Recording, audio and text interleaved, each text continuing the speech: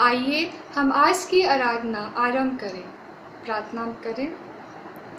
भजन संहिता 35:18 में प्रभु का वचन यूँ कहता है, मैं बड़ी सभा में तेरा धन्यवाद करूँगा, बहुतेरे लोगों के बीच मैं तेरी स्तुति करूँगा। धन्यवाद धन्यवाद धन्यवाद मेरे जीवित सामर्थी पिता परमेश्वर, राजाओं के राजा, हमारे सृष्टिकर्ता, हमारे उद्धारकर्ता। हम आपकी स्तुति करते हैं पिता, हम आपकी आराधना करते हैं, हम आपका धन्यवाद करते हैं पिता। सचमुच में मेरे राजा, आपको लाखों लाख धन्यवाद हो पिता कि हम जीवितों के बीच में पाए जाते हैं पिता और आपके सिंहासन के सामने आने पाते हैं। मेरे राजा, इस ऑनलाइन पारिवारिक आराधना को हम आपके जीवित व सामर्थ्यशाली हाथों में सौंप देते हैं पिता। इसमें शामिल होने वाले प्रत्येक जन के मन, प्राणात्मा, शरीर को आप यीशु मसीह के पवित्र लोहू से ढक दीजिए पिता। आप सारी स्थिति को अपने नियंत्रण में ले लीजिए मेरे राजा पिता। होने दे कि हम में से प्रत्येक जन पूर्ण रीति से समर्पित मन से पिता शुद्धता व पवित्रता के साथ आपको ग्रहण योग्य स्तुति भेंट अर्पण करने पाए। हम ये छोटी प्रार्थना यीशु मसीह के मधुर व मीठे नाम में मांग लेते हैं। दया से सुनिए और ग्रहण कर लीजिए। आमीन। गीत नंबर 134 134।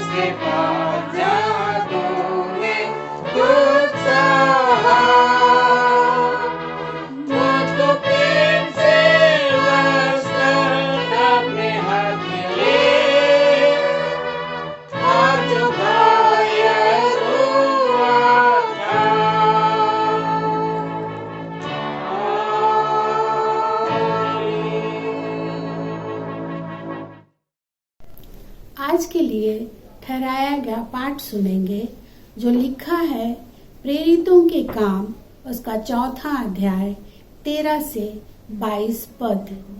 प्रेरित 4:13 से 22 यहाँ यूं लिखा है, जब उन्होंने पतरस और यूहन्ना का साहस देखा और यह जाना कि ये अनपढ़ और साधारण मनुष्य हैं तो आश्चर्य किया। फिर उनको पहचाना कि ये यीशु के साथ रहे हैं। उस मनुष्य को जो अच्छा हुआ था उनके साथ खड़े देखकर वे विरोध में कुछ ना कह सके, परंतु उन्हें सभा के बाहर जाने की आज्ञा देकर वे आपस में विचार करने लगे, हम इन मनुष्यों के साथ क्या करें, क्योंकि यरूशलेम के सब रहने वालों पर प्रकट है कि इनके द्वारा एक प्रसिद्ध चिन्ह दिखाया गया है और हम उसका इनकार नहीं कर सकते, परंतु इसलिए कि यह बात लोगों में और अधिक फैल ना जाए, हम उन्हें धमकाएं कि वे इस नाम से फिर किसी मनुष्य से बात ना करें। तब उन्हें बुलाया और चेतावनी देकर यह कहा, यीशु के नाम से कुछ भी ना बोलना और ना सिखाना। परंतु पतरस और यूहन्ना ने उनको उत्तर दिया, तुम ही न्याय करो, क्या यह परमेश्वर के निकट भला है कि हम परमेश्वर की बात से बढ़कर तुम्हारी बात माने, क्योंकि यह तो हमसे हो नहीं सकता कि जो हमने देखा और सुना है वह ना कहें। तब उन्होंने उनको और धमकाकर छोड़ दिया, क्योंकि लोगों के कारण उन्हें दंड देने का कोई दांव नहीं मिला, इसलिए कि जो घटना हुई थी उसके कारण सब लोग परमेश्वर की बड़ाई करते थे। वह मनुष्य जिस पर वह चंगा करने का चिन्ह दिखाया गया था 40 वर्ष से अधिक आयु का था। यहाँ तक यह परमेश्वर का वचन है। परमेश्वर का धन्यवाद हो। आइए हम वचन में जाने से पहले परमेश्वर की अगुवाई के लिए प्रार्थना करें। आइए हम प्रार्थना करें। सर्वशक्तिमान स्वीत पिता परमेश्वर यहोवा, हम आपको धन्यवाद देते हुए पिता आपके निकट आते हैं और पिता परमेश्वर धन्यवाद देते हैं सारी आशीषों के लिए जो आपने हमें से प्रत्येक के जीवन में किया है। पिता परमेश्वर हम धन्यवाद देते हैं आज के दिन के लिए जो आपने हमें से प्रत्येक को देखने का मौका दिया। पिता परमेश्वर हम धन्यवाद देते हैं कि हमें से प्रत्येक को प्रभु आप अपने वचन के द्वारा से उठा रहे हैं और यह मौका दिया है पिता परमेश्वर कि हम आज सो विभिन्न प्रकार की परिस्थितियों के कारण पिता परमेश्वर सारे पवित्र भवन परमेश्वर आपकी आराधनालय बंद हो चुके हैं, जिसके द्वारा से हम सब प्रभु जी आपकी स्तुति महिमा आपके पवित्र भवन में नहीं कर पा रहे हैं। लेकिन प्रभु जी यूट्यूब चैनल के द्वारा से पिता परमेश्वर प्रभु आपने अपने लोगों को उभारा है और इस माध्यम से प्रभु जी आपका वचन का प्रचार प्रत्येक घरों में पहुंचने जा रहा है। पिता इसके लिए हम धन्यवाद देते हैं और पिता परमेश्वर हम धन्यवाद देते हैं कि यह मौका मुझे दिया गया कि मैं आज आपके वचन को प्रभु जी लोगों के बीच में बता सकूं। पिता मैं अपने जीवन को अपने शरीर को प्रभु जी आपके हाथ में सौंपते हैं और आपसे प्रार्थना करते प्रभु जी कि आप अपनी आत्मा से प्रभु जी मुझे भर दीजिए। पिता परमेश्वर आप अपनी अगुवाई दीजिए पिता, ताकि मैं बोल पाऊँ आपके वचन को, ताकि पिता परमेश्वर जो आप आज वचन के द्वारा से हमें से प्रत्येक से बातें करना चाहता है हर एक लोगों के बीच में प्रभु जी से रखने पाऊँ, ताकि लोग आपके वचन के द्वारा से प्रभु आपसे और अधिक प्रेम करने पाए, अपने जीवन को बदलने पाए, अपने जीवन में पिता आपकी आशीष को और उनके जीवन में जो कुछ भी घटी है कमियां हैं वो वचन के द्वारा से प्रभु जी पूरी तरह से आशीष में बदलने पाए। पिता अपनी आत्मा की अगुवाई दीजिए और मेरी सोच और विचार नहीं बल्कि प्रभु आपका वचन प्रभु जी आज हमें से प्रत्येक से बातें करने पाए। पिता परमेश्वर धन्यवाद के साथ ये प्रार्थना मांगते हैं यीशु मसीह के नाम में, आमीन। जैसा हमने वचन सुना प्रेरितों के काम उसका 4 अध्याय उसका 13 से 22 पद, और इसी वचन में से आज मैं इसके 13वें पद पर आज परमेश्वर के वचन जो लोगों के बीच में रखने जा रही हूँ पिता परमेश्वर, और उसे मैं पढ़ने जा रही हूँ। प्रेरितों का काम 4 अध्याय उसका 13वां पद को। जब उन्होंने पतरस और यूहन्ना का साहस देखा और यह जाना कि वे अनपढ़ और साधारण मनुष्य हैं तो आश्चर्य किया। फिर उनको पहचाना कि वे यीशु के साथ रहे थे।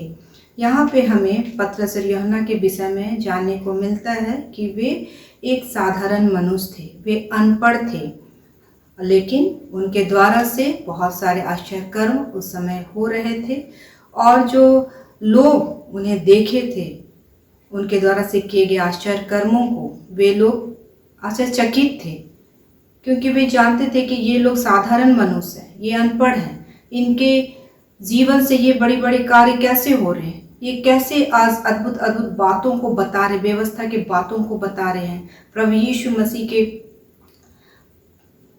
पुनरुत्थान के विषय में गवाही दे रहे हैं।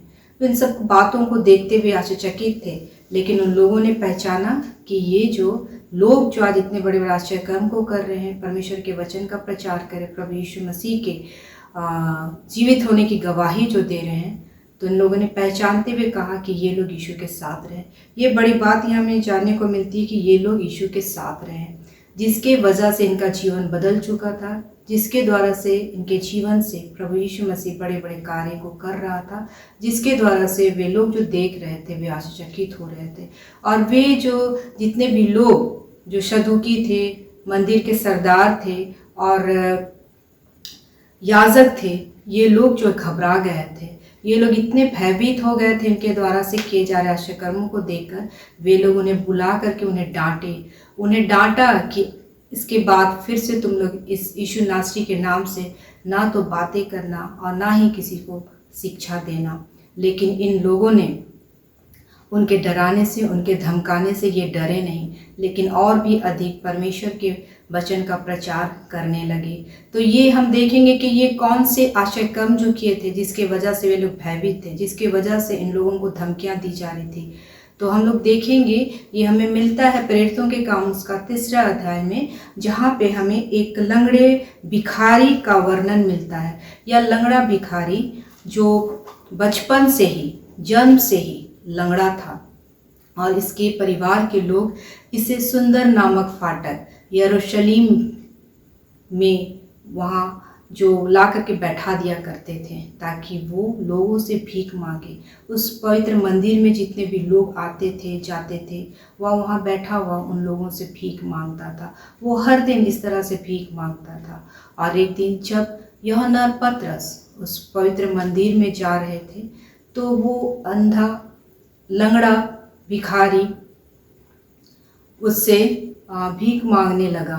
तब पतरस और यूहन्ना ने उनकी ओर ध्यान से देखा और उसके बाद उनसे वो लोग उस लंगड़े से कहा कि हमारी ओर देख। जैसा ही वो उसकी ओर देखने लगा कि उसे कुछ मिलेगा, ये आशा से वो उसकी ओर देखने लगा। तब पतरस ने उससे कहा, हमारे पास तो सोना और चांदी नहीं है, लेकिन जो हमारे पास है वह यह है कि यीशु नासरी के नाम से तू चल और फिर। जब ये बातें उसके कानों में सुनी, जब ये बातें उसके कानों तक पहुंचा, वो प्रभु का सामर्थ को पाया और पतरस ने अपने हाथ को बढ़ाकर उसे उठने की आज्ञा दी। और वो जब खड़ा हुआ तब उसके पाँव में, उसके ढकनों में बल आ गया। उसने प्रभु परमेश्वर का सामर्थ को प्राप्त किया और वो कूदक कर, उछल कर खड़ा हुआ और चलने फिरने लगा और इधर उधर वो उछलता कूदता रहा। जब वो वहाँ जितने भी यरूशलेम में लोग थे, वे लोग जब उस चीज़ को देखे तो वे लोग आश्चर्यचकित हो गए। वह पतरस और यूहन्ना के साथ परमेश्वर के यरूशलेम के मंदिर में प्रवेश किया और वहाँ उसने परमेश्वर की महिमा की। जब जितने भी लोग उसे देख रहे थे वे आश्चर्यचकित होकर कहने लगे, क्या वही लंगड़ा भिखारी नहीं जो सुंदर नामक फाटक के पास बैठकर भीख मांगा करता था? आज वो कैसा चल रहा है, फिर रहा है। वो पूरी तरह से स्वस्थ हो चुका था। यहाँ पे हम 3 व्यक्ति के जीवन को देख रहे हैं, पतरस का, यूहन्ना का और उस लंगड़े भिखारी का, जहाँ पे यीशु इनके जीवन में आया, इनका जीवन बदल गया। यूहन्ना और पतरस अनपढ़ और साधारण थे, वो अब ऐसे बड़े बड़े कार्य कर रहे थे, ऐसे बड़े बड़े आश्चर्यकर्म को कर रहे थे कि लोग आश्चर्यचकित थे। यह लंगड़ा व्यक्ति जो जन्म का लंगड़ा था, प्रभु यीशु मसीह जब इसके जीवन में आया, जब इसने प्रभु यीशु मसीह को अपने जीवन में ग्रहण किया, तब उसने शामत पाकर जो लंगड़ा पैदा हुआ था अब चलने फिरने लगा। और इसी घटना को देखकर सदुकी लोग घबराए थे, इसी घटना को देखकर याजक घबराए थे और इन लोगों ने पतरस और यूहन्ना को धमकियां देने लगे कि यीशु नासरी के नाम से कुछ बातें ना की जाए, ना ही उनके नाम से कुछ शिक्षा दो। लेकिन वे लोग ना घबराए, ना उनके डांटों से डरे, फिर भी वे लोग परमेश्वर का प्रचार करने लगे, प्रभु यीशु मसीह की गवाही देने लगे। वे लोग कहने लगे कि जो हमने देखा है, जो हमने सुना है, क्या उसे देखते हुए और उस जिसे हमने सुना है उसकी गवाही ना दे। वे लोग कहने लगे। पतरस ने उन लोगों से कहा, जो हमें प्रेरितों का काम 4 अध्याय उसके 19 पद में मिलता है, जहाँ पतरस उन्हें उत्तर देते हुए कहता है कि तुम ही न्याय करो, तुम ही न्याय करो, क्या या वह परमेश्वर के निकट भला है कि हम परमेश्वर की बात से बढ़कर तुम्हारी बात माने। वो पतरस उन लोग से कह रहा है, क्या यह भला है, क्या यह उचित है जो हम आज परमेश्वर से बढ़कर तुम्हारी बात को माने? क्यों हम माने? जिसे हमने देखा है, जिसे हमने सुना है, जिसके साथ हम रहे हैं कि वो पुनर्जीवित हो चुका है, उस परमेश्वर का सामर्थ को वो लोगों के बीच में बांट रहे थे। परमेश्वर की सामर्थ से लोगों को चंगाई दे रहे थे। वे ना घबराए ना ही डरे। और इस तरह से की बातों को हम देखेंगे पुराने नियम के 1 शामिल उसका 17 पद में भी, जो यहाँ पे एक साधारण सा बालक, साधारण सा लड़का दाऊद, जो बैतलहम वासी इसे का पुत्र था, वह इसे का सबसे छोटा पुत्र था। वह एक साधारण लड़का था, वह अपने पिता का भेड़ बकरी चराया करता था, लेकिन परमेश्वर ने उसे चुन लिया। वो परमेश्वर की मन की इच्छा के अनुसार वो पाया गया और परमेश्वर ने उसके में अपनी आत्मा को उंडेला और परमेश्वर का आत्मा उसके जीवन में काम करने लगा।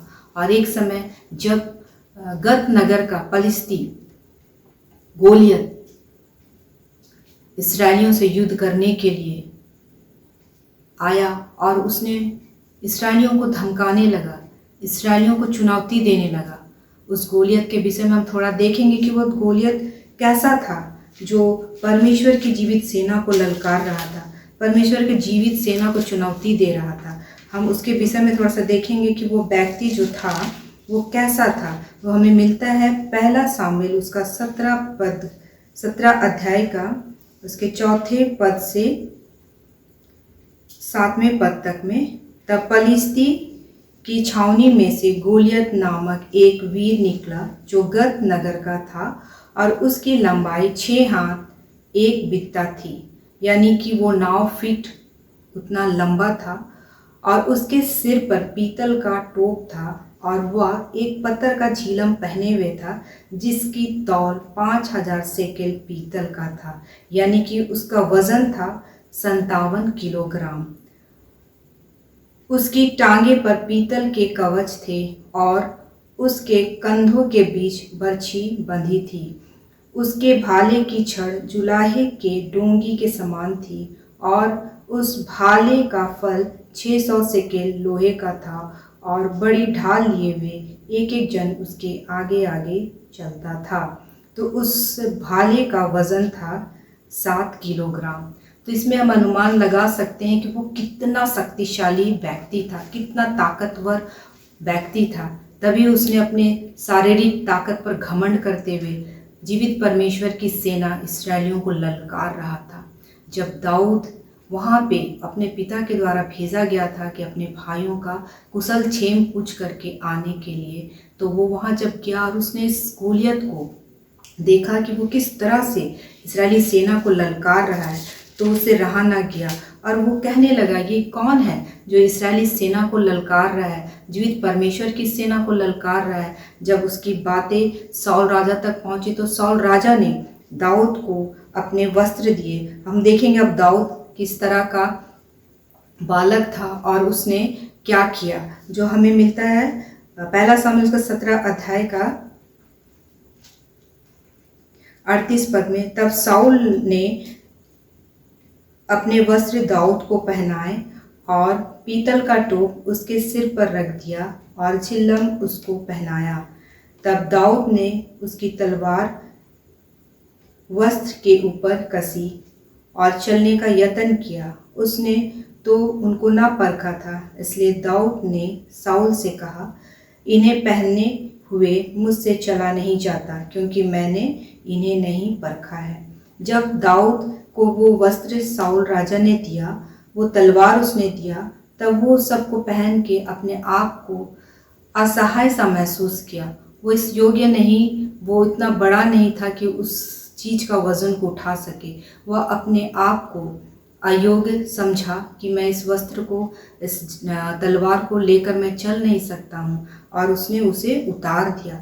लेकिन यहाँ पे एक बड़ी बात हमें परमेश्वर बताता है कि वह चरवाहा था और उस चरवाहे के पास एक झोली हुआ करती थी, थैली हुआ करती थी, जिसमें उसने 5 चिकने चिकने पत्थर रखे थे और उसके पास एक गोफन थी, और उसी गोफन और लाठी से उसने गोलियत का सामना करने के लिए उसके निकट गया। जब गोलियत ने इसे देखा तो उससे गोलियत ने कहा कि क्या तू मुझे कुत्ता समझता है कि तू लाठी लेकर मेरे पास आया है? तब फलिस्ती अपने देवताओं का नाम लेकर दाऊद को कोसने लगा। यहाँ पे हमें ये वचन मिलता है पहला सामुएल 17 अध्याय का 43 पद में। तब दाऊद जो है उसे जवाब देता है, जो हमें मिलता है पहला सामुएल 17 का 49 पद 45 पद में।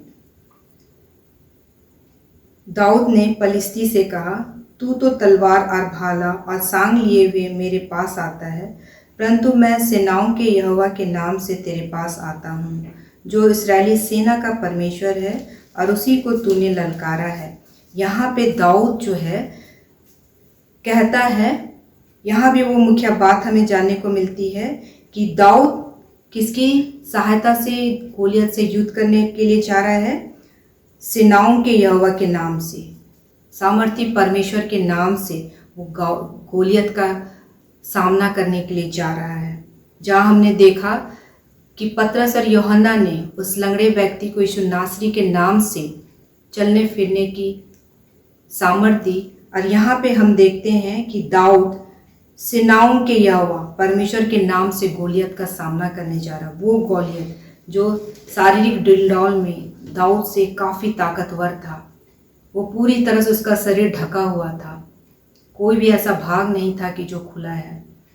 लेकिन परमेश्वर जो दाऊद को आत्मिक बुद्धि और आत्मिक ज्ञान देता है, और उसी वो गोफन के एक पत्थर से ही वो उसे मार गिराता है, जो उसके सिर के आगे के भाग में खुला था, और उसी एक पत्थर से जो अपने शारीरिक ताकत पर घमंड कर रहा था वो मर जाता है, और दाऊद उसी के तलवार से उसे उसके शरीर से उसके धड़ को अलग कर देता है। तो यहाँ पे हम लोग देखते हैं कि किस तरह से जो है परमेश्वर अपने लोगों के द्वारा अपने कार्य को, अपने बड़े बड़े कार्य को करता है और अद्भुत अद्भुत कार्य दिखाता है। तो ये आज के इस वचन से हमें ये जानने को मिलता है कि हमारे जीवन में जब यीशु मसीह रहता है, जब हमारे जीवन में प्रभु यीशु मसीह का आगमन होता है, हम चाहे साधारण हो, हम चाहे अनपढ़ हो, हम चाहे किसी भी जाति या किसी भी वर्ग से क्यों ना आते हो, चाहे हम गरीब हो, चाहे हम असहाय हो,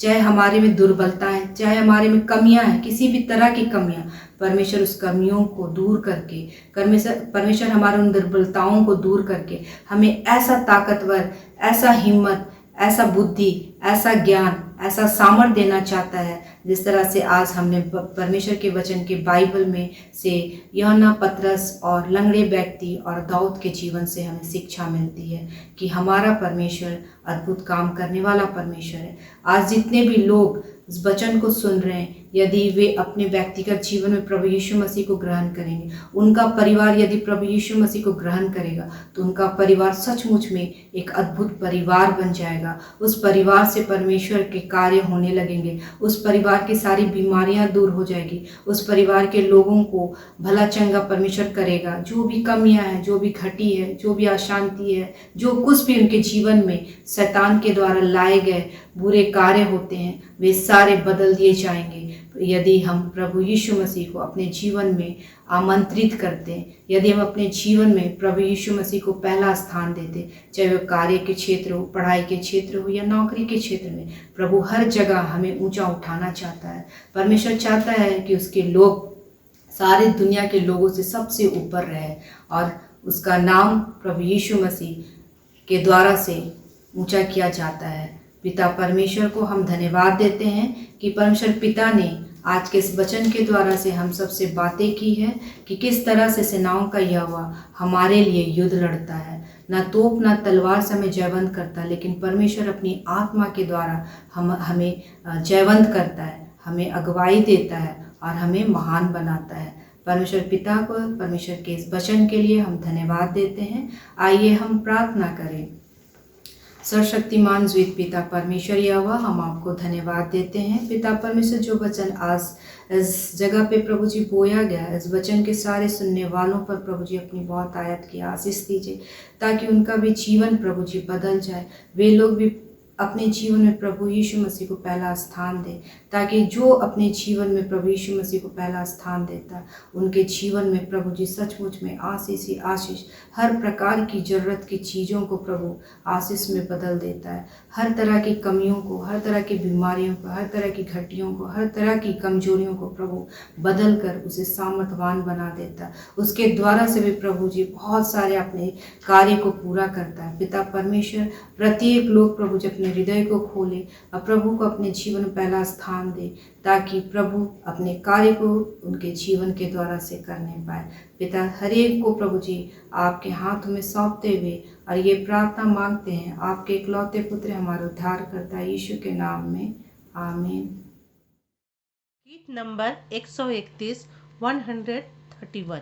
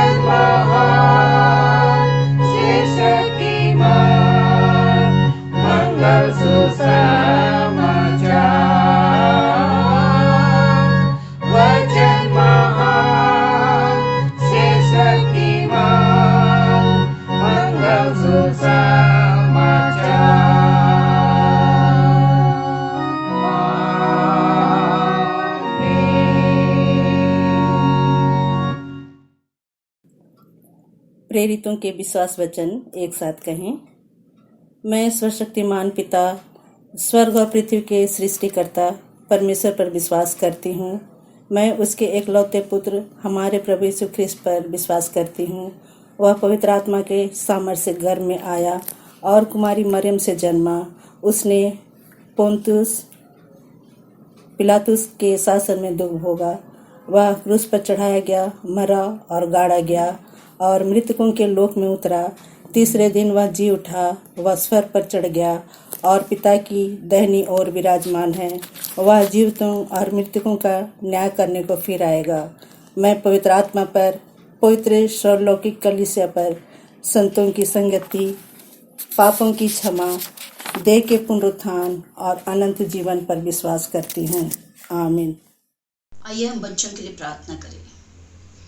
हे सर्वशक्तिमान अनुग्रहकारी दयालु पिता परमेश्वर, इस घड़ी हम तेरे निकट आते हैं और अपने बच्चों के लिए तुझसे प्रार्थना करते हैं। हे पिता, तो सभी बच्चों को अपनी समझ, बुद्धि, ज्ञान से भरपूर कर उन्हें अपने डर और प्रेम में आगे बढ़ा। उन्हें समझ दे कि वे अपने माता पिता और अपने से बड़ों का आदर करें, उन्हें सम्मान दे और उनसे प्रेम करे।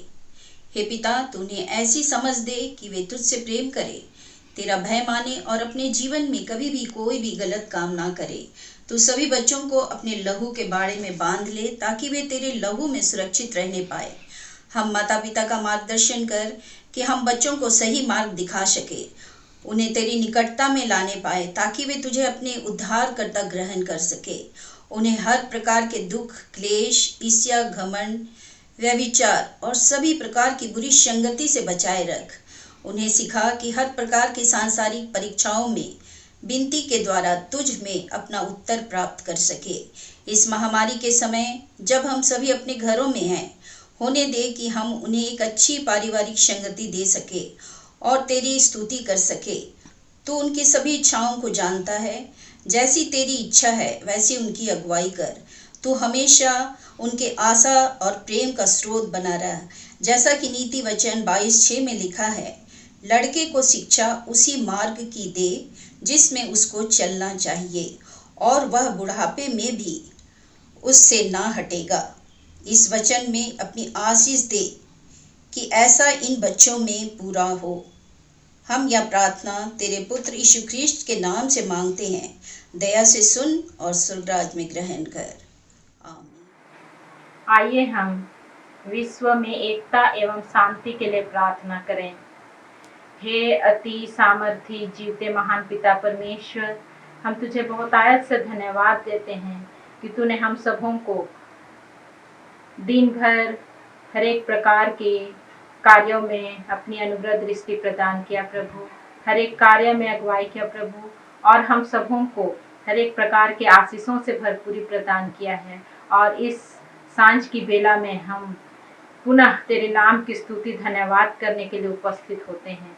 सामर्थी पिता परमेश्वर, हम धन्यवाद देते हैं कि तूने आज हमें मसीही पारिवारिक सप्ताह मनाने का अवसर दिया है प्रभु जी।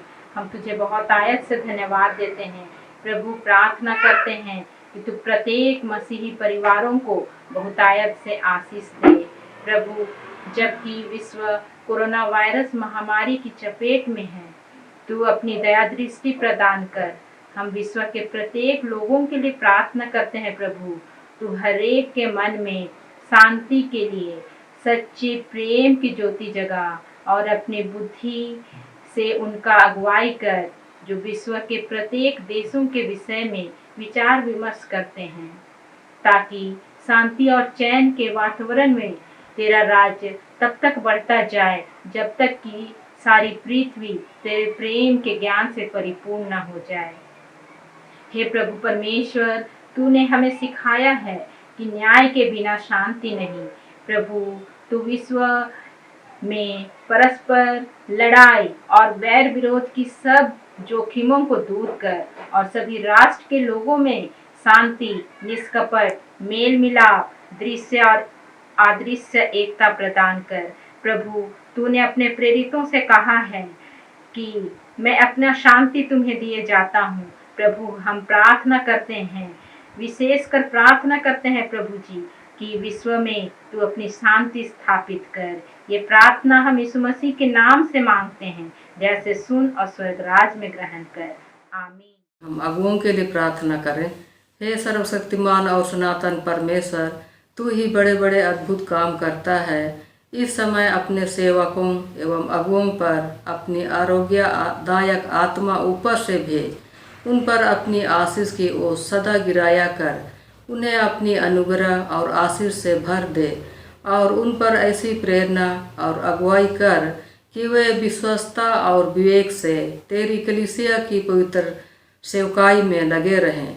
वे अपनी चाल और शिक्षा के द्वारा तेरी महिमा का प्रचार करें और सब मनुष्यों के त्राण के लिए यत्न करें।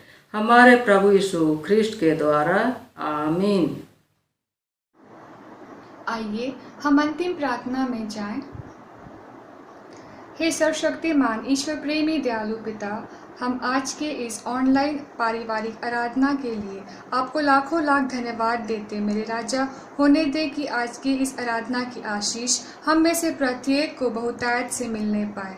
पिता, होने दे कि आज हमने जो वचन सुना वो वचन हमें से प्रत्येक के जीवन में कार्य करने पाए। पिता, हम वचन को सुनने वाले ही नहीं वरन हम उस पर चलने वाले भी बनने पाए और हम में से प्रत्येक जन एक फलवंत दाखलता के रूप में विकसित होने पाए। पिता, हम सब अपना मन प्राण आत्मा शरीर आपके जीवित हाथों में सौंप देते मेरे राजा। हम में से प्रत्येक के जीवन को आप इतना आशीषित कीजिए पिता कि हम दूसरों के जीवन में आशीष का कारण बनने पाए। हम अपने कलीसिया के सारे पादरीगणों को और हर एक भाई बहनों को आपके जीवित हाथों में सौंप देते हैं। आप प्रत्येक जन को उनकी आवश्यकता के अनुसार और आपकी योजना के अनुसार बहुतायत से आशीषित कीजिए। हाँ पिता, होने दे कि हम इस भारत देश को, इस राज्य को और अपने इस शहर को भी आपके हाथों में सौंपते पिता, आप तो यहाँ की स्थिति जानते हैं। पिता, यहाँ पर जो कुछ भी हो रहा है वो आपकी योजना के अनुसार ही हो रहा है। पिता, आप सारी स्थिति को अपने नियंत्रण में ले लीजिए मेरे राजा, और आपने जैसे योजना बनाई वैसा ही सबके संग होने पाए। मेरे राजा, हम लोग जीवित और सुरक्षित पाए जाते हैं, इसके लिए आपको विशेष रूप से लाखों लाख धन्यवाद हो। पिता, होने दे कि हम सभी कोई अपना जीवन संपूर्ण रीति से समर्पित मन से पिता आपको सौंपने पाए। पिता, हम में से प्रत्येक का जीवन मेरे राजा उन 5 कुंवारियों के जैसे होने पाए पिता, जिसकी कुप्पी हमेशा अभिषेक रूपी तेल से भरी रहती है, जो कि पिता अपने दूल्हे के इंतजार में हर पल वो तैयार रहती है कि कब उसका दूल्हा आए और वो उसके संग स्वर्ग राज्य में प्रवेश करने पाए। पिता, आप हमें से प्रत्येक के जीवन को इस योग्य बनाइए पिता कि हम लोग आपको खोजने वाले बनने पाए। आपका अगापे प्रेम हमें से प्रत्येक के जीवन में कार्य करने पाए पिता।